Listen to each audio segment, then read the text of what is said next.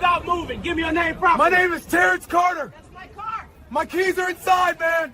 Quit tensing up. Put your hands behind your back. I'm not fighting you. I know that, Run back. man. That's his vehicle. He Run parks a here plate. all the time. Run a plate. It's his car. Stay back. Cuffs are on. I'm Stop not resisting, fighting man. you. Everybody, back up. Get on the sidewalk. You're interfering with an investigation. That's his car. You can see the keys inside. Run the tag. 10 seconds and this is over. Back up now. Everybody, back up. He just shot in the air. Two Detroit officers had Terrence Carter face down on the pavement, one pinning his shoulder while the other fought his wrists behind his back. Terrence kept saying through strained breaths that they had the wrong guy and that the car beside them belonged to him. The officers kept ordering him to stop moving and to give his name properly, treating every word like a challenge instead of an answer. Around them, a crowd swelled fast, people yelling that Terrence wasn't stealing anything, that they knew him, that it was his vehicle. Multiple phones were already up, lenses aimed straight at the officers' hands. The louder the crowd got, the harder the officers pushed, as if control mattered more than clarity. Before this got any calmer, more units were already turning the corner. Quick pause. Where are you watching from? Detroit? Somewhere else in Michigan? Another state? Drop it in the comments. And if you watch these stories because you care about accountability and what happens when authority gets it wrong, hit like and subscribe so you don't miss the next one. The worst part was how normal it had started. Terrence was in his early 30s, the kind of guy who moved through the city with his head up. He'd finished a long shift and parked along a busy strip near the barber shop. He reached into his pocket, then his jacket, then checked again, twice, before he looked through the driver's window and saw his keys sitting in the cup holder. The sinking feeling hit him like a small betrayal. He tried every door anyway, all locked. He pulled out his phone and searched for a locksmith, scrolled the prices, and hesitated. He wasn't desperate enough to pay a few $100s for a mistake if there was a simpler fix. So he did what plenty of people did when they were tired, broke, and trying to get home. He tried to work the door open using a small tool he kept in his bag from an old roadside kit. And from the wrong angle to the wrong eyes, it looked like exactly what an officer wanted it to look like. A patrol car had been rolling slow across the street. Officer Grant Harlow sat in the passenger seat, scanning the sidewalk with the bored sharpness of someone hunting for a reason to be busy. Officer Dana Pierce drove, posture rigid, attention narrowing as soon as she saw Terrence's hands near the doorframe. They didn't pull up and ask if he was locked out. They didn't start with the simplest verification move, checking his ID against a registration, or just running the plate. They watched for a few seconds, built a story, and arrived already committed to it. The cruiser eased up, doors opened. Terrence heard them and instinctively stepped back from the car with his palms visible, because he knew the rules of surviving misunderstandings. Harlow told him to step away from the vehicle. Terrence tried to explain that it was his car, that he'd locked his keys inside, and that his registration and identification were inside the cabin. Pierce responded like the explanation was a trick, like having proof inside the car was evidence of guilt rather than the most predictable detail in the world. Harlow demanded Terrence's name. Terrence gave it. Then Harlow demanded he spell it, as if the spell in itself would reveal a lie. Terrence spelled it anyway, staying controlled, trying not to let his frustration turn into tone. That was the chessboard right there. Terrence needed to be believed, and the officers needed him to be obedient. Those were not the same thing. Pierce moved closer and started a quick Frisk-style assessment with her eyes and stance, looking for anything that justified escalation. Harlow positioned himself so Terrence's body was between the officers and the car, like Terrence was the problem that needed to be separated from the scene. At that moment, the street started to notice. A few people coming out of the barber shop slowed down. Two teens leaned against the wall, phones already half raised, and an older man, Leon Jackson, everyone called him Mr. Jackson, recognized Terrence immediately. Mr. Jackson spoke up loudly enough that the nearby shoppers turned their heads, insisting that he knew Terrence and that the vehicle was Terrence's. The comment should have been helpful. It should have been a shortcut to resolution. But Harlow treated it like defiance and ordered him back. Mr. Jackson didn't move back. He repeated it. His tone carried the kind of certainty that only comes from familiarity. Someone who didn't just assume, but actually knew. That was when the crowd stopped being background and became a factor. A woman near the corner store, Tasha Nguyen, raised her phone fully and announced that she was recording. Others followed. The posture of the crowd changed too. People weren't just watching out of curiosity anymore. They were watching to document. Terrence noticed the phones and felt a brief, sharp relief. Not because he wanted a spectacle, but because he understood how quickly a story could get rewritten when someone in uniform started talking first. Harlow, meanwhile, noticed the phones and stiffened. He ordered Terrence to turn around. Terrence asked why, keeping his voice level. Because he hadn't done anything violent, he hadn't run, and he had followed every instruction so far. He tried again to explain that he was locked out and that he could prove ownership if they gave him 30 seconds to do it. Harlow didn't acknowledge any of that. He repeated the order and closed the distance. This is where routine becomes a trap. A person can comply and still be treated like they didn't. A person can explain and still be accused of arguing. Terrence was trying to do the only thing he could do, use words to slow a situation that was accelerating. Pierce moved in on Terrence's left side. Harlow moved in on his right. Their positioning wasn't conversational anymore, it was tactical. The crowd started calling out specific, simple questions the officers weren't asking. Whether he had a spare key coming, whether they could run the plate, or whether they could check the registration. Someone yelled that they were making a mistake. Someone else yelled that Terrence lived nearby. The officers treated the crowd like a threat rather than a resource. Harlow reached for Terrence's arm. Terrence instinctively tensed, not to fight, but to protect his balance when someone grabbed him unexpectedly. A tiny reflex was all it took. Harlow interpreted tension as resistance. Pierce stepped in tighter. And then the situation tipped. Harlow forced Terrence down. Terrence went to the ground hard, trying to keep his hands visible, even as his body got folded into the pavement. The officers started working his wrists behind his back, while Terrence kept insisting, between breaths, that they had the wrong person and that the car was his. That was the uncomfortable truth of the moment. The crowd wasn't creating the incident. The incident had already been created by assumption. The crowd was simply refusing to let it disappear. Then sirens rose in the distance, backup closing in, and the next patrol cars arrived. 2 more patrol cars rolled in and boxed the curb.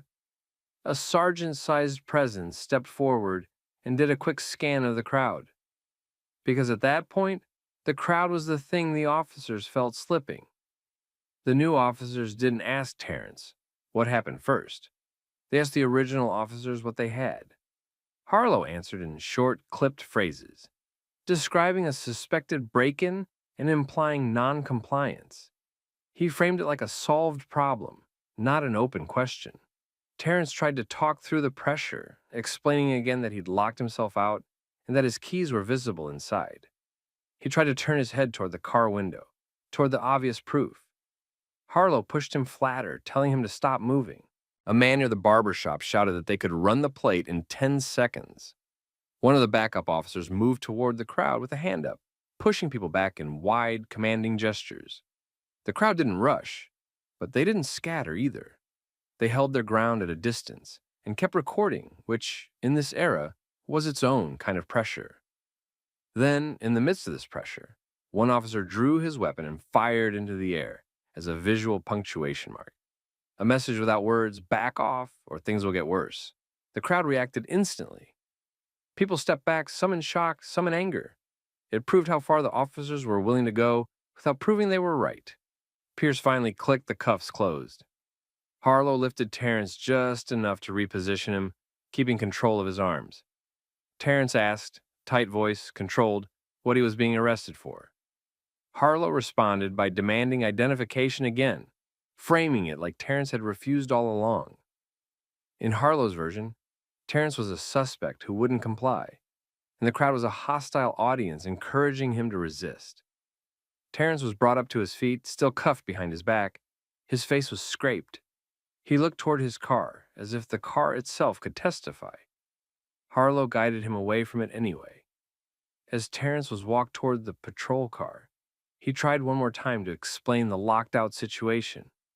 He tried to point out that witnesses were offering confirmation. He tried to remind them that they could verify ownership quickly. By the time Terrence got to the station, the scene on the street had already turned into two competing stories. Inside, everything moved on a conveyor belt. Terrence was searched, photographed, and logged. He was asked for identifying information again. He gave it. He asked why he was being held. The explanation stayed broad and centered on suspicion, not proof. What mattered was what happened next. Verification finally caught up. A basic check confirmed the vehicle belonged to Terrence. The suspected break-in didn't hold. Terrence was released and no charges were filed. But the public part didn't end when the paperwork ended. Over the next day, multiple videos spread online. The department responded with a statement that leaned on what officers believed at the start. Officials said the officers thought they saw a tool being used and treated it like a suspected break-in. They also said Terrence refused to identify himself when asked, and suggested the crowd's behavior contributed to the escalation. They mentioned an allegation about someone possibly trying to let a dog loose, but from the public footage alone, that point wasn't clear and would depend on body camera review to confirm. The public reaction stayed focused on one thing. This could have been a routine locked-out situation if the first move had been verification instead of force. Under pressure, the officers were placed on administrative duty while an investigation started. That wasn't a conclusion. It was the department acknowledging the incident had become serious enough to review formally. For Terrence, the aftermath was not just physical. He had to deal with the humiliation of being arrested in front of neighbors and strangers, the stress of explaining what happened to people in his life, and the lingering reality that he had been treated like a suspect first and a person second. And then the next phase began, accountability through the system. Once the internal review was underway, Terrence's situation moved into a different arena: documentation, deadlines, and leverage. His attorney filed a civil lawsuit seeking $500,000, framing the case in broad, straightforward terms. Terrence was detained and arrested during a situation that could have been verified quickly. Force was used before basic confirmation, and the encounter caused harm that didn't disappear just because charges were never filed. The legal process immediately widened the lens. The focus shifted from one chaotic sidewalk moment to the system around it. How officers described what they saw, how supervisors responded, what policies governed crowd control and use of force, and whether the department's steps matched its own standards. Requests went out for records commonly tied to these cases: reports, dispatch logs, training materials, and video that showed the decision-making sequence. The city's response also followed a familiar pattern. Officials did not admit wrongdoing early. They treated it like an active matter: investigation pending, facts under review, legal channels in motion. Behind that neutral language was a practical reality. Once a lawsuit was filed, every public sentence mattered, and every internal record had a future audience. Meanwhile, the public reaction didn't fade the way the city hoped. People kept sharing the clip because it wasn't complicated. It looked like a relatable problem was handled as a crime first and confirmed later. That theme made it stick. Community conversations became less about Terrence as an individual and more about a recurring experience: being presumed suspicious and then told to prove you belong. That ongoing attention created pressure in places that rarely admitted it mattered: supervisors, administrators, risk managers. Internal review continued. Lawyers began preparing for depositions and formal statements. The department faced a choice it couldn't avoid forever. Either defend the actions as policy consistent or acknowledge that the escalation was unnecessary and address it. By the time the lawsuit became public enough to be discussed beyond the neighborhood, Terrence's case had turned into something larger than one mistaken arrest. It became a test of whether recorded oversight could force a system to correct itself. The investigation produced a clearer internal timeline than the street ever did. What the officers said they believed, what steps they took, and what they did not do before putting Terrence on the ground. That sequence was the point. Terrence's side kept the case general and simple. A situation that could have been verified in minutes was treated as a crime first, and the harm came from escalation and detention, not from any proven offense. The city pushed back in the standard way, emphasizing officer perception and crowd dynamics. But the existence of multiple recordings limited how far the narrative could drift. Over time, consequences landed in the places they usually land. The officers did not return to the public eye as heroes. Their actions became a departmental problem that had to be addressed, documented, and explained. The administrative process continued, and the incident stayed attached to their names inside the system, even when the news cycle moved on. For Terrence, the outcome mattered less than the acknowledgement. No charges were ever filed, and that fact followed him like a receipt. His attorney used it as a blunt anchor. The arrest ended where it began, with nothing proven. The lawsuit seeking $500,000 forced the city to treat the incident as more than a misunderstanding. It was now a formal claim with records, review, and accountability pressure. In the months that followed, changes showed up in the most realistic way, in language and procedure. Supervisors emphasized verification steps earlier in similar calls. The department faced renewed attention on de-escalation, on when hands-on force was justified, and on how quickly a simple check could prevent a public mistake from becoming a public injury to trust. Terrence did not become a symbol on purpose. He became one because the situation was so ordinary at the start. Being locked out of your own car was something almost anyone could imagine. What happened after was the part people couldn't accept as normal. That was the moral the neighborhood carried forward. Power moves fast, but proof moves faster when someone records, when witnesses speak up, and when a person stays controlled enough to survive the moment and challenge it later. If you were in Terrence's position, what would you have done differently, if anything? And if you were one of the bystanders, would you have spoken up or just kept walking? Drop your thoughts in the comments, share the story with someone who needs it, and make sure you subscribe for more real, grounded stories about accountability and justice. Put the phone down. I have the right to record this interaction, officer. Open all the windows. All of them. Why do you want to open all the windows? Can you call your supervisor, please? There's no supervisor. I'm the most senior officer here. You want me to make your life difficult? You selling drugs tonight, gangbanger? What are we doing out here? I'm not selling drugs. I'm not in a gang. I already told you who I am. I want you to see exactly who I am. What is this? Is this fake? The officer didn't even lean in like he was talking to a human being. He stood at Devin Reed's window and started barking over and over, telling him to put the phone down. Like the phone was the real crime. Devin stayed still, hands visible, voice controlled. He told the officer the phone was mounted and recording, and that's when the officer switched to another demand. He ordered Devin to open all the windows. Devin, still calm, asked why the officer wanted all the windows open. The officer didn't answer. He mocked him. Then, like he wanted Devin to understand who was in charge, he threatened him. He basically said, if Devin wanted, the officer could make Devin's life difficult. And he said it like he enjoyed doing that to people. And in that moment, you could feel it. This wasn't a normal traffic stop anymore. This was a power play. Quick thing, tell me where you're watching from in the comments. Country, state, city, anywhere.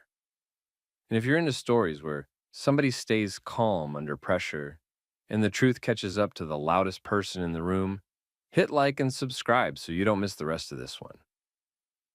All right, rewind with me, because how Devin ended up in this exact moment matters.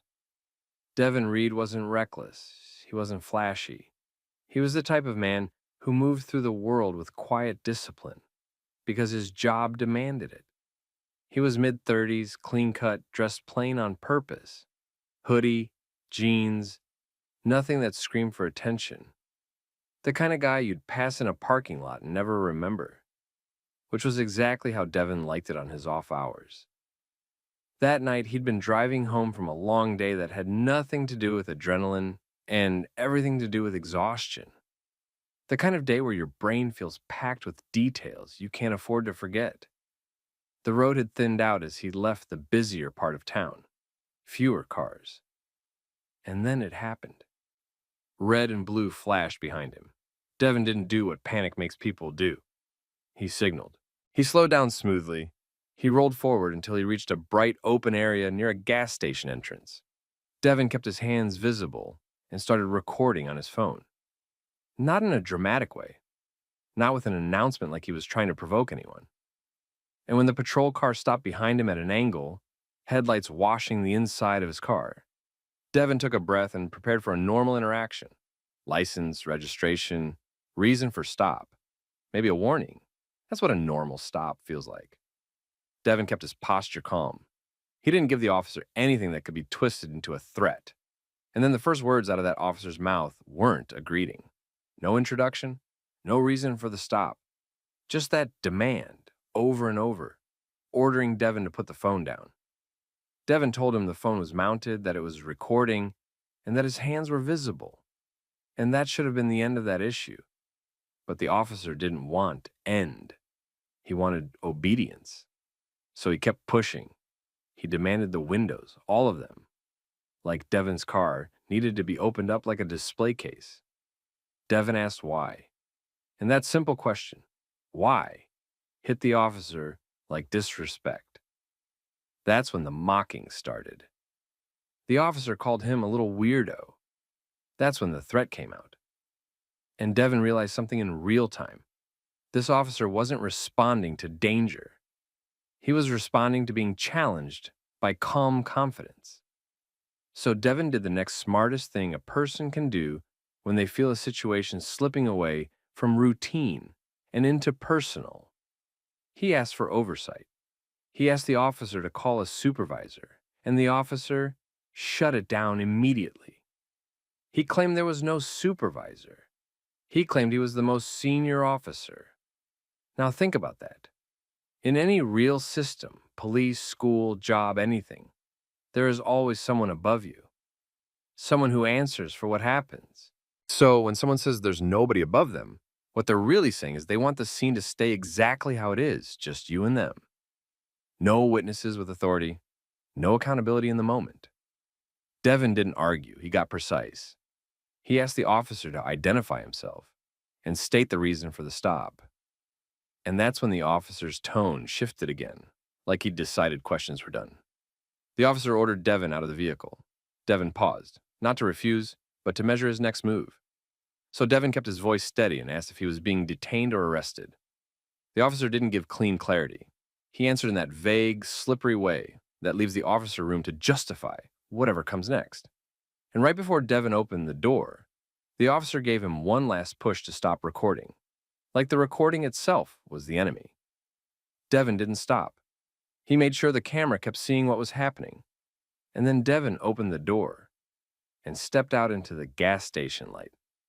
Because Devin Reed knew something the officer didn't know yet. And in about 30 seconds, that officer was going to find out. The second Devin stepped out, the officer moved in close, too close, like he was trying to shrink the space around him. The officer told Devin to turn around and put his hands where he could see them. Devin complied without sudden movements. He kept his voice steady and reminded the officer he was recording. That didn't calm the officer down. It irritated him. The officer started patting him down immediately, not like a routine safety check, but like he was shopping for a reason to escalate. The officer kept tossing out accusations, asking if Devin was selling drugs, asking if he was in a gang, trying to paint a picture before any facts were on the table. Devin didn't argue with the insults. He didn't plead. He just kept asking for the basic things that should have been simple: the reason for the stop, the officer's name, and a supervisor.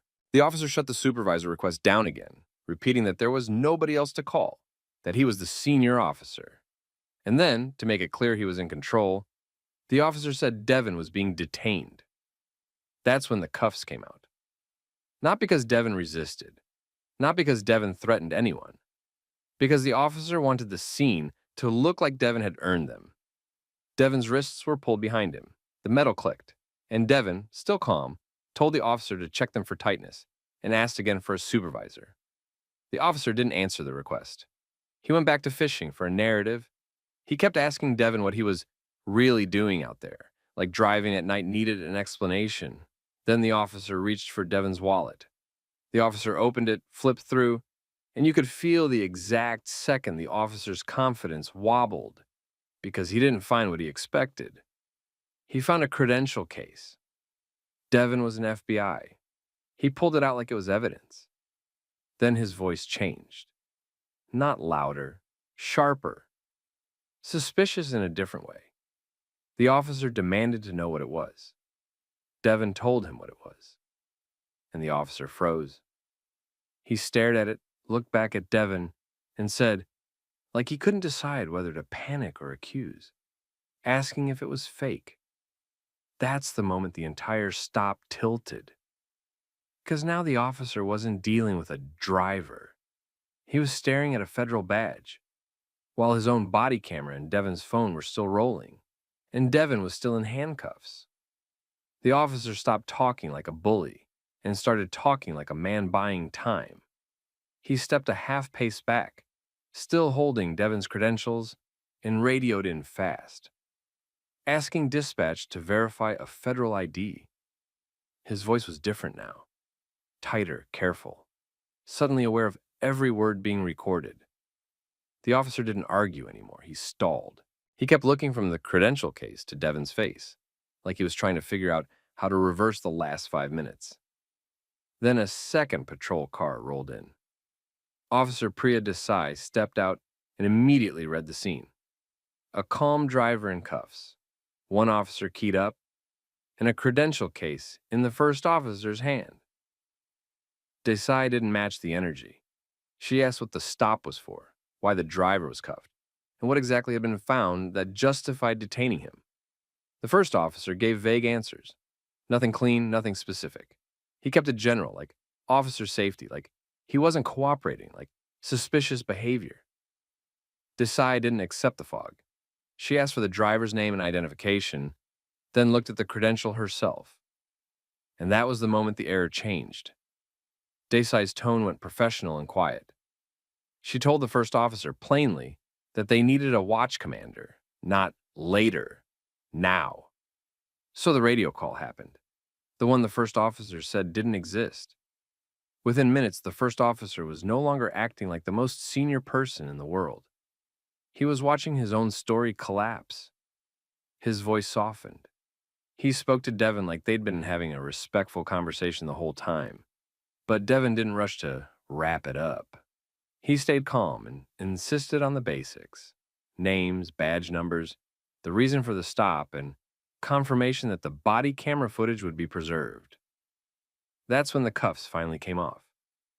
And the first officer, who had been threatening to make Devin's life difficult, switched to polite phrases, thanking him, telling him to have a good night, acting like he appreciated him.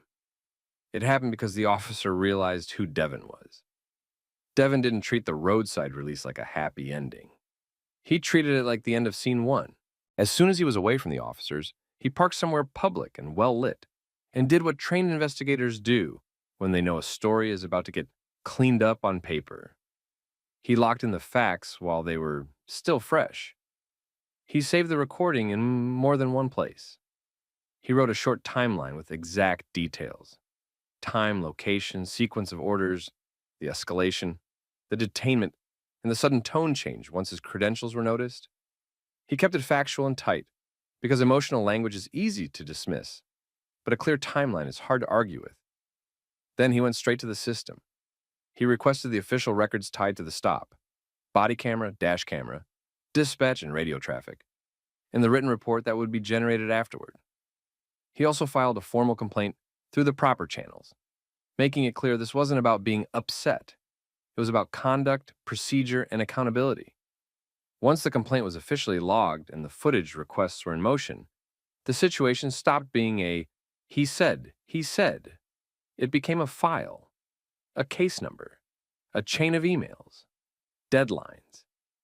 Internal Affairs pulled the full body cam and dash footage, dispatch logs, timestamps. Then came interviews. Kraus had to explain why he escalated so quickly, why he made personal threats, why he mocked the driver, why he claimed there was no supervisor, and what legal reason justified detaining someone who wasn't resisting. And that's where it got ugly for him, because vague explanations don't hold up when video exists. Officer safety only goes so far when the driver is calm, hands visible, and asking for basic oversight.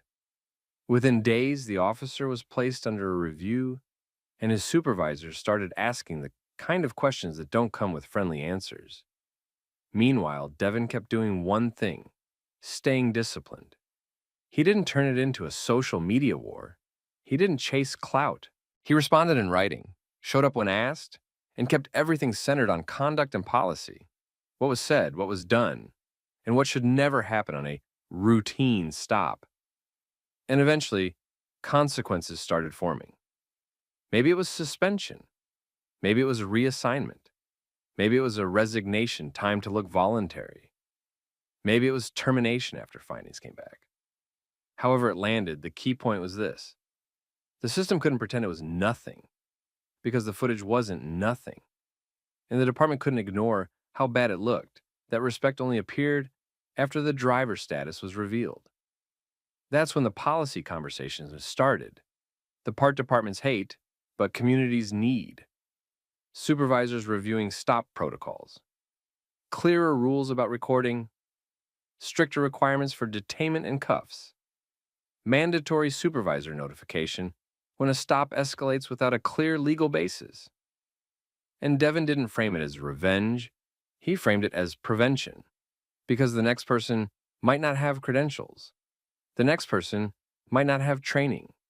The next person might not walk away with nothing but anger. Weeks later, the stop wasn't just a memory for Devin.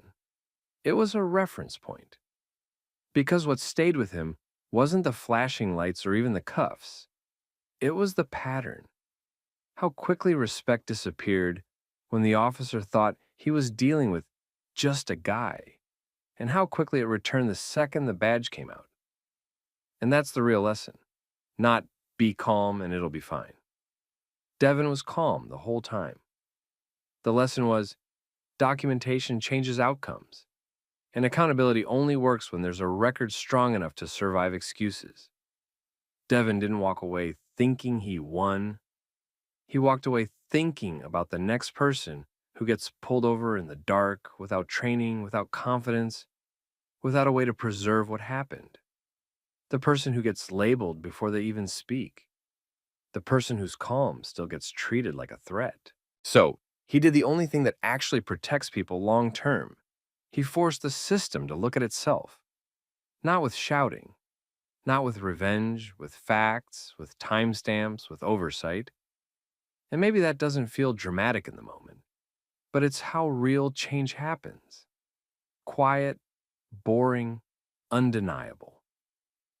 Now I want to ask you something. If you were Devin, what would you have done differently, if anything?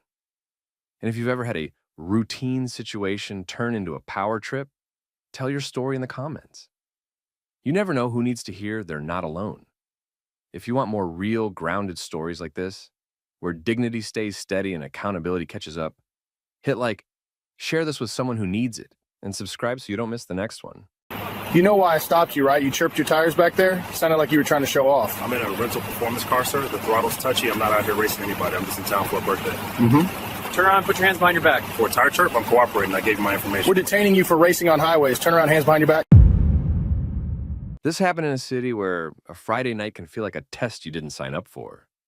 The body camera caught every detail in sharp clarity. The hard edges of streetlight glare, the quickened breathing, the shift in tone that tells you a situation is slipping out of normal and into something else. And the man standing beside that rental performance car had no idea that the next few seconds would decide how his entire weekend ended. Because this wasn't some reckless stranger the officers had been chasing.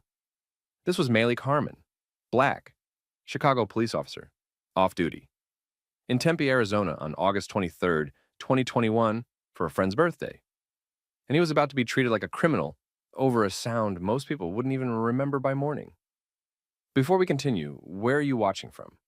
Drop your city or state in the comments. And if you haven't subscribed yet, please hit that button now. You won't believe how fast this escalated, or how it followed him all the way into a courtroom and beyond. Thank you. And let's continue. It started the way a lot of travel weekends start. Harmon had flown in to celebrate a friend.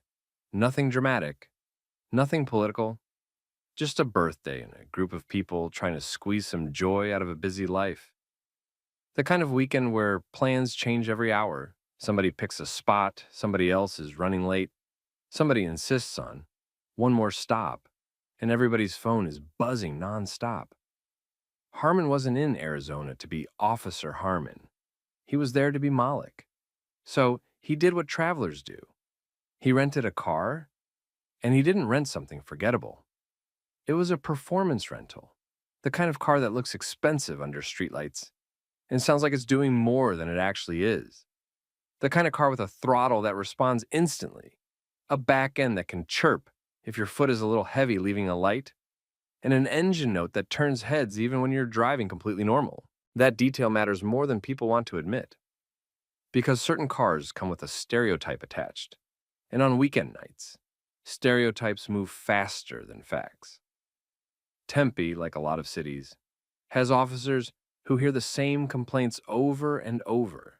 Engines revving, loud exhaust, drivers showing off, the fear of street racing. And once racing becomes part of the culture of a shift, it becomes a label that can swallow smaller realities whole. Now, that night, the claim from Tempe officers was that Harmon chirped or squealed his tires. That was the reason, a tire sound. The kind of thing that in most places gets handled like a minor traffic issue, maybe a warning, maybe a citation, and then everyone moves on with their night. But the way the stop unfolded didn't match the size of the accusation. The patrol lights lit up behind him, painting the inside of the car in red and blue pulses. Harmon did what any careful driver would do, what any trained officer would do, especially someone who understands traffic stops from both sides. He slowed down, signaled, and pulled over safely. No sudden movements, no drama, just routine. A flashlight beam hit the window as the officer approached, and right away the energy came in sharp. Not conversational, not, let's clear this up, but command-driven. The officer confronted him about the tire sound. The officer framed it like it meant something bigger than a small mistake in a touchy rental car. Harmon kept his posture controlled, his hands visible, his tone steady.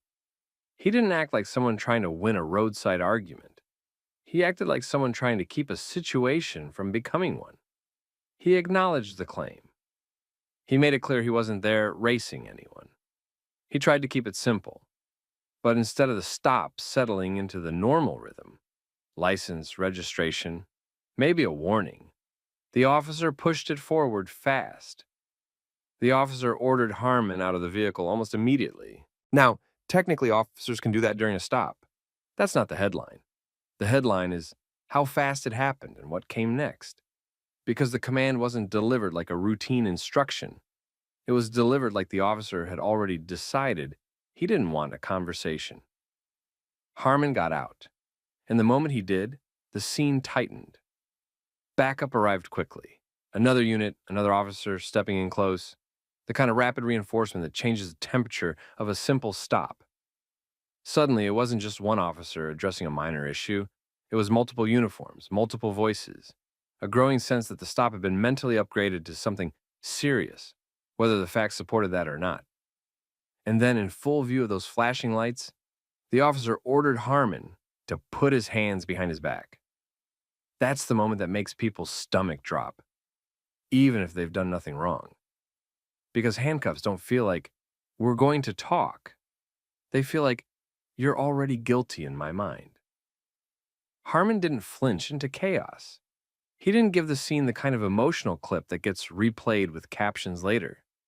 He stayed controlled, steady breathing, deliberate movements, because he understood what officers often write when they want to justify escalation. Non-compliant, argumentative, aggressive. He refused to give them that. The cuffs went on anyway. Metal closed around his wrists, and the situation officially crossed the line from traffic stop to custody. And once those cuffs were on, the story had to grow. Because if all you have is a tire chirp, handcuffs look extreme. So the language expanded right there in the moment. The officers began framing the stop as racing behavior. Then came the question that exposed the gap in the accusation. The officer pressed Harmon about who he had been racing with. Think about how telling that is. Because racing usually implies another car, another driver, another participant, another person to point at. A race isn't just one person existing in a loud vehicle. A race is competition. It's two cars. It's an event. But there wasn't another vehicle being pulled over. There wasn't a second driver being questioned. There wasn't anyone else getting cuffed on the side of the road. It was just Harmon, one man in one rental car, being treated like he'd committed a group crime. And in that moment, you could feel the pivot happening. The pivot from, we're responding to what happened, to, we're defending what we already did. Because once an officer commits to cuffs, backing down feels like losing, and some people will do anything to avoid looking like they overreacted, even if the right thing is to slow down and correct course. Harmon was guided toward the patrol car and placed in the back seat. The inside of the cruiser was quiet in that specific way. Quiet but not peaceful. Quiet like you can still feel the chaos outside through the glass. Red-blue flashes bouncing across the window. The radio chatter. The sense of a normal night getting replaced by a process. And here's where the reality hit hardest. Harmon wasn't just being delayed. He was being arrested. And that meant the rest of the night wasn't going to be about birthday plans. It was going to be about booking. It was going to be about a misdemeanor charge described as racing on highways and aiding and abetting type language, even if the origin story was small. The patrol car ride wasn't long, but it was long enough for the decision to settle in. Harmon sat cuffed in the back while the officers up front talked like the outcome was already locked. One of them explained, flatly, that this wasn't being treated like a simple traffic issue.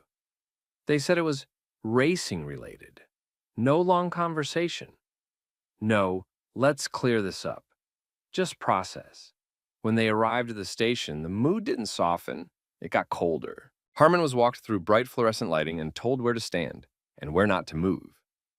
An officer instructed him to hand over everything, phone, wallet, keys, each item placed into a property bag, like it didn't belong to a person anymore, just a case number. Then booking started. They took his name and basic information. They scanned his fingerprints, each finger pressed and rolled until the system accepted it. They took a booking photo under harsh light. No explanation beyond short instructions, no room for context, just steps. And then the charge was stated in the kind of language that changes how everyone hears the story, not tire chirp. But it also created a problem the officers couldn't solve with volume or authority. A racing allegation naturally raises one question. Where's the other car? The hours dragged. Harmon was moved into a holding area and told to sit. The environment was loud in small ways. Doors, footsteps, keys, quiet in the way that matters. Because nobody was there to explain why this had to happen over something so small. Eventually, Harmon was released. Not with an apology, not with a correction on the spot. Just released because the system finished the overnight cycle and pushed the case forward into the court track. When he got his phone back, it was already a mess of missed calls and messages. Friends asking where he was, if he was okay, what happened. what they needed to do next. Everyone trying to make sense of how a tire chirp turned into an arrest. And now the problem wasn't just the night. The problem was what was attached to his name until it wasn't. That misdemeanor racing-related charge. Because from this point on, the roadside tone didn't matter. The command voice didn't matter. The only thing that mattered was whether the allegation could survive. A report that had to stay consistent. A charge that had to match actual facts. And a court process that doesn't accept "because I said so" as proof. A misdemeanor racing-related case now existed with his name on it. And it didn't matter that it started with a tire chirp. What mattered was what the officers chose to call it when they took him to jail, racing on highways and aiding and abetting type language. So the next steps were immediate and practical. Harmon had to deal with court scheduling. He had to deal with the case being active. He had to deal with the fact that the arrest wasn't a story anymore. It was a record. And the record had a problem. So when the case moved forward, it didn't last. The misdemeanor charge was later dismissed. That dismissal didn't give Harmon his night back. It didn't erase the booking. It didn't undo the humiliation of being cuffed and held. But it did confirm something important. The criminal accusation couldn't survive. And that's where the story changed direction. Because once the charge was gone, the question left standing was the question people always try to avoid. Why was he arrested in the first place? Why did a stop that started as tires chirped end with jail? Why was it handled like a street racing case, without the basic elements that usually come with one? After the misdemeanor charge got dismissed, the story didn't fade out. It hardened. Because the dismissal answered one question. The criminal case didn't hold, but it left a bigger one sitting in the middle of everything. Why did a stop for a tire chirp end with handcuffs, an arrest, and an overnight jail stay? That's when Harmon filed the civil lawsuit against the city of Tempe. And the second that lawsuit was filed, the entire stop stopped being a street moment and became evidence. The city of Tempe was served. Lawyers stepped in. And then the key move happened fast. Everything tied to that night had to be preserved and pulled. Body camera footage from every officer on scene. Dash camera footage. Dispatch and CAD logs showing the time of the stop and who was called. Radio traffic. Arrest reports and supplemental narratives. Jail booking timestamps and intake records. The exact charged language used to justify taking him in, because the lawsuit wasn't just saying, this was unfair. It was saying something sharper, that the stop escalated without a lawful basis, and that the escalation was racial profiling. A black man in a performance rental being treated like a street racer first, and a normal driver never. Now the case narrowed down to a few unavoidable facts. The officer's stated reason began with tires chirping, squealing. Then, within moments, it turned into ordering him out, handcuffing him, and arresting him. Then it got written up with racing-related wording, racing on highways, aiding and abetting type language, serious enough to justify the jail decision. And later, that charge was dismissed. So the lawsuit forced the city to answer the cleanest, most damaging question in the whole situation. What specific facts justified turning a minor traffic allegation into a custodial arrest? That's where the pressure lives. Because if the reports don't clearly explain that jump, the jump looks like what Harmon said it was. An unlawful escalation. And if the footage shows the escalation happening faster than the facts can support, the footage becomes the loudest witness in the room. From that point on, the case wasn't about how the officers felt that night.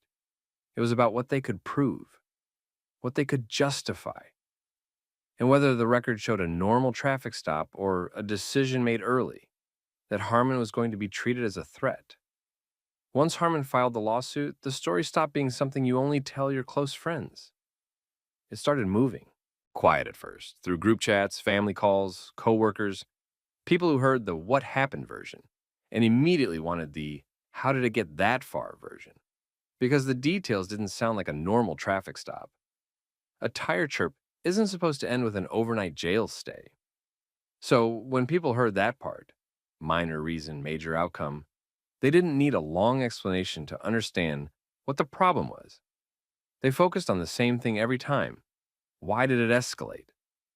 And because Harmon wasn't just any traveler, he was a Chicago police officer, the story hit differently. If someone trained in traffic stops can still get handled like that on a visit, what happens to the average person who doesn't know the language, doesn't know what questions to ask, and doesn't have any credibility built into their job title? That's the question that kept following the story as it spread. The more people talk about it, the harder it gets to pretend it was normal. That's when the situation shifts from one person's night to a city's problem, because attention changes the stakes. Harmon didn't just lose a night. He lost the assumption that a minor stop stays minor when the wrong officer decides it won't. Because what happened to him was simple in its shape, even if it was heavy in consequence. He came to Tempe for a birthday weekend, drove a rental performance car, got stopped over an alleged tire chirp, and ended up handcuffed, arrested, and held overnight on a racing-related misdemeanor that later got dismissed. That sequence is the whole reason the story didn't end with, well, at least he's out. It ended with a lawsuit.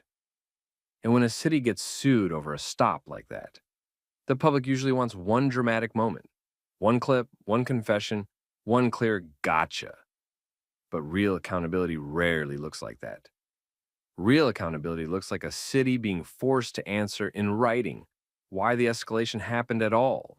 It looks like officers having to stick to one consistent explanation without changing the story to fit the outcome. It looks like supervisors and attorneys asking questions nobody asks on the roadside, like, what exactly justified cuffs? What exactly justified jail? What exactly justified calling it racing? Because once the charge is dismissed, the "it was justified" argument gets weaker. And once a lawsuit is filed, the "it was just a misunderstanding" argument gets risky. Harmon, meanwhile, had his own consequences to carry, ones that don't show up as neatly as a dismissal order. He had the memory of being treated like a threat in a city he was visiting. He had the embarrassment of being booked, fingerprinted, and held overnight over something that should have been handled as a minor issue. He had to explain it to people who weren't there, people who hear arrest and don't always wait for dismissed. And he had to live with the core question that sits under his allegations, whether the escalation was triggered by evidence or by assumption. That's why the lawsuit mattered to him. Not because it could undo the night, because it forced the system to deal with the night as more than just one stop. And whether the case ends through motions, a settlement, or a trial, the ripple effect is the same. Once a city is pushed into that process, it can't pretend the escalation never happened. Here's the lesson that lands hardest in stories like this. On the street, authority moves fast. But later, the record moves slow. And slow is where the truth has room to breathe. That's why the smallest moments matter. The initial reason for the stop. The exact point where commands turn into restraints. The moment a minor issue got relabeled into something bigger. Because those are the moments that reveal whether a stop was about safety or about control. So let me ask you something. If you were in Harmon's position, traveling off duty, doing nothing that should have led to jail, what would you have done when the stop started escalating? Would you have stayed calm and focused on the record? Would you have tried to talk your way out of it? Or would you have assumed they'll realize it's minor and been shocked when they didn't? Drop your thoughts in the comments, especially if you've ever had a small stop turn into something that felt way bigger than it should have been. And if you know someone who needs to hear a story like this, someone who thinks preparation, calm, and documentation don't matter, share it with them. Most importantly, subscribe for more story times like this, realistic, grounded, and focused on accountability, because the next one is just as hard to watch and even harder to ignore. Hands up! Do not reach for your waistband. We got reports of shots fired. My hands are up, sir. I don't have a gun. We don't know what's in your hands. Drop whatever you're you're holding. Speaker and a phone. That's it. We can see it from here. Nobody heard any gunshots. I told you, I'm not armed. I'm not trying to hurt anybody. Please. This happened right in there on a residential street in Seattle, and it almost turned fatal in minutes. On that block, the voices collided in the dark, police yelling from behind rifles, a young black man trying to explain what was in his hands, and neighbors refusing to let the situation be misunderstood. Because one detail was already shaping everything. Someone had called 911, claiming there were shots and that everyone was going to die. And when officers arrive believing that, the margin for error becomes almost non-existent. Before we continue, where are you watching from? City, state, country? Drop it in the comments. And if this is your first time here, hit that subscribe button. Stories like this don't spread on their own, and your support helps bring these moments into the light. Now listen, because what happened next wasn't just tense. It was a reminder of how fast a false narrative can turn an unarmed person into a target. The young man in the yellow sweater was Jalen, early 20s, unarmed, no gun in his waistband, no weapon in his hands. Just a phone and a Bluetooth speaker that was still playing music, like Jalen was clinging to the only thing that made him feel steady. He wasn't acting like someone planning violence. He was acting like someone in an emotional spiral, breathing hard, voice shaky, trying to stay in control of his body, while strangers aimed rifles at him. And the police didn't walk up calmly to confirm what they were seeing. They took positions from a darker stretch of street, kept their distance, and aimed rifles toward Jalen, as if the speaker in his hand could suddenly become something else. The officers kept repeating the same concern, saying they needed to make sure Jalen didn't have a gun. Jalen kept repeating the same message back, telling them he didn't have a weapon, telling them he had nothing on him, and explaining that what he was holding was just a speaker. He stayed respectful, even calling them sir, like politeness could protect him. But the problem was bigger than Jalen's words. The problem was the call that came in before police ever laid eyes on him. Whoever called 911 didn't say there was a guy upset outside. They reported the worst possible version. And once that kind of report hits the radio, a normal object can get treated like maybe a gun, and a scared pause can get treated like non-compliance. That's how tragedies get manufactured, one assumption stacking on top of another. The only reason this didn't move in that direction is because Jalen wasn't alone. Not for long. Neighbors were already outside when police arrived. Some had seen Jalen earlier and understood what this really was. A young guy having a moment and trying to cool off. He'd been upset, stepped outside, and at one point, slapped a stop sign in frustration. One loud metallic smack. And then music started playing. That was it. No gunshots, no chaos. Just stress spilling over in public. So when the cruisers showed up and rifles came out, the neighbors recognized the danger immediately. Not from Jalen, but from the way Jalen was being treated. You could hear it in their voices. They weren't yelling to be disrespectful. They were yelling to correct the story before it got someone hurt. They called out what was obvious from their angle. Jalen was holding a phone, and he had nothing on him.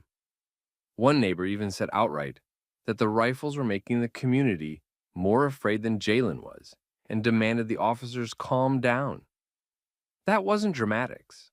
That was honest fear. Because everybody on that street understood the basic math. When rifles are aimed at a panicked person and the shouting keeps escalating, the risk doesn't go down. It goes up. Jalen stood there with his hands raised, trying to obey while also trying not to fall apart. The speaker stayed in one hand, the phone stayed in the other, and the officers kept barking commands that didn't always match each other. One wanted him to drop what he was holding. Another wanted him to move. Another wanted him frozen. And Jalen, already overwhelmed, looked like he was trying to solve a puzzle where the wrong answer could cost him everything. He kept repeating the same facts, like he was trying to build a shield out of the truth. No weapon, no gun, just a phone and a speaker. On the sidewalk, more neighbors stepped out. More phones came up. People began filming from different angles. Because if this went bad, they wanted the world to know what they saw. And it matters. Because when there are witnesses close enough to see what's in someone's hands, it becomes harder to rewrite the story later. The officers, though, stayed locked into the 911 framing. They spoke and moved like they were dealing with someone armed, someone dangerous, someone who had to be controlled from a distance. Jalen kept speaking like a person begging to be seen correctly, repeating again that he didn't have any weapon. The neighbors backed him up louder, pointing out again what was in his hands. One neighbor, with a steady camera voice, narrated the visible details clearly. Hands up, phone, speaker, no weapon. Another neighbor kept talking directly to Jalen, telling him to stay where he was, move slowly, and breathe. Because they weren't just watching police. They were watching Jalen's panic rise in real time, and they knew how quickly a scared movement can get misread. Then the officers leaned into a new justification. They said they couldn't see clearly. They blamed lighting. They said they needed Jalen closer to confirm what was in his hands, while still keeping rifles trained from the same distance. It created a dangerous loop. Police stayed back with rifles, then blamed the distance for why they couldn't confirm what the neighborhood was already confirming with their own eyes. And the longer that loop went on, the more tense Jalen became. He wanted to comply, but the situation was set up so any movement could be interpreted as the wrong movement. A small shift of weight got shouted at. A glance downward got shouted at. Any lowering of his hands, even slightly, triggered more yelling. That's the trap of encounters like this. The person with the least power is expected to perform perfect calm under the most pressure. Then the commands collided again. One officer demanded Jalen walk toward them. Another demanded he get on the ground. Jalen hesitated, caught between two instructions that couldn't both be followed at the same time. His knees bent like he was about to kneel. Then he stopped. Then he tried to speak again, like he was trying to keep the officers talking instead of reacting. The neighbors saw it immediately. That hesitation wasn't defiance. It was overload. They got louder. They told officers to stop yelling at him, insisted he wasn't armed, and called out that the police were escalating the situation. The officers ordered people to back up, but the neighbors didn't disappear. They didn't rush the officers. They didn't touch the officers. They didn't try to handle Jalen themselves. They stayed close enough to witness, close enough to film, close enough to keep reality in the room. And that's when one bystander made the move that changed everything. His name was Evan. He wasn't screaming. He wasn't performing. He was watching the logic of the situation collapse. He could see the pattern. Police kept their distance, kept rifles up, demanded Jalen prove he wasn't armed, and used "we can't see" as the reason the standoff had to continue. Evan stepped forward carefully with his hands visible and his body language calm, doing exactly what police say they want from the public. Then he offered a solution. He asked Jalen if he wanted him to walk up with him, and he made sure the officers heard it. An officer accepted immediately, but Jalen, overwhelmed, refused, making it clear he wasn't walking toward rifles. He said he was just getting on the ground. Evan didn't argue with him. He stayed close anyway. He positioned himself right beside Jalen, close enough that Jalen wasn't isolated anymore, close enough that officers had to acknowledge people were willing to stand with him. Around them, more neighbors tightened in, not to confront police, but to make it impossible for Jalen to be treated like a faceless threat. And the officers, still holding rifles, had to confront a new reality. This wasn't going to happen in silence. It wasn't going to happen unseen. And if they made the wrong decision here, there would be evidence, witnesses, and a community ready to tell the truth. And then the police did something that said a lot without saying it directly. They went to the radio. Over the police radio, officers reported that community members were actively hindering them. They framed the neighbors' presence, people filming, people calling out what they could see, as interference. And that's the part you need to sit with. Because the neighbors weren't blocking a rescue. They weren't surrounding officers. They weren't touching anyone. They were witnessing and correcting a false narrative in real time. But to the officers, That kind of public accountability can feel like a problem because it reduces the space for, I thought I saw and I felt threatened later on. So on the radio, the officers asked for permission to disengage. They weren't asking because Jalen suddenly became less of a threat. They were asking because the situation had become too visible to control. The street looked thin, nearly 20 people watching, and several neighbors closed around Jalen, close enough that there was no way to claim they didn't know what was in his hands. Jalen, still shaken, did what he'd been saying he wanted to do all along. He got down, slowly, carefully. The neighbors kept talking to him as he moved, telling him to stay calm and go slow. And finally, the instruction came back. The officers were told they could back off. Officers began stepping back. No arrest, no found weapon. And as the cruisers pulled away, the neighbors didn't celebrate. They didn't spike the moment for the camera. They did what people do after something that almost goes horribly wrong. They exhaled, checked on Jalen, and tried to bring him back down to earth. By the next morning, what happened on that block wasn't staying on that block.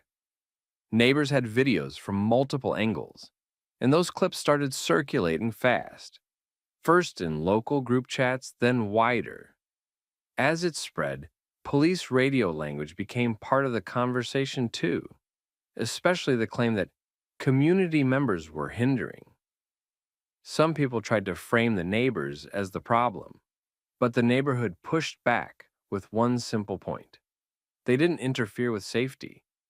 They created it by staying present, filming, and repeating the visible facts so the situation couldn't be rewritten afterward. And for Jalen, the aftermath wasn't viral. It was personal. He still had to come down from the fear and adrenaline of being treated like a threat while already in crisis. The neighbors checked on him, made sure he wasn't alone, and kept the focus where it belonged. This should never have gotten that close. The neighborhood understood the hard truth. Jalen's safety that night came from a community refusing to step back and let a false story control the outcome.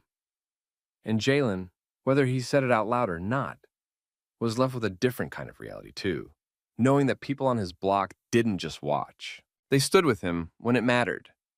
By the end of that week, the story had settled into something the neighborhood couldn't unsee. On paper, police could describe it as a response to a high-priority call. They could say they acted out of caution. They could point to procedure and talk about uncertainty in the dark. But the people on that block remembered the part that mattered most. Jalen was never armed. Jalen never had a gun. Jalen was holding a phone and a speaker, and he was having a crisis, nothing more. And that's what made the night so dangerous. Because once a false shots fired narrative enters the system, it doesn't just bring police to your street. It brings a mindset that treats every movement like a threat and every pause like guilt. In that mindset, the truth doesn't automatically win. The truth has to be seen. The truth has to be said out loud. The truth has to be recorded. That's what the neighbors did. They didn't fight the police. They didn't take over the scene. They didn't turn it into chaos. They did something more effective. They refused to let Jalen be isolated, and they refused to let the story be rewritten while it was still happening. They gave Jalen something a lot of people don't get in moments like this: a circle of witnesses close enough to say confidently what was real. And because of that, Jalen went home that night alive. Not because the system worked perfectly, because the community did. So here's the question for you. If you were on that sidewalk, what would you have done? Would you have backed away and hoped for the best? Or would you have stayed present, filmed, and calmly repeated what you could see? Drop your thoughts in the comments. And if this story hits you, share it with someone who needs to hear it. And don't forget to subscribe for more real-life story times like this, because these stories don't get told unless we keep telling them.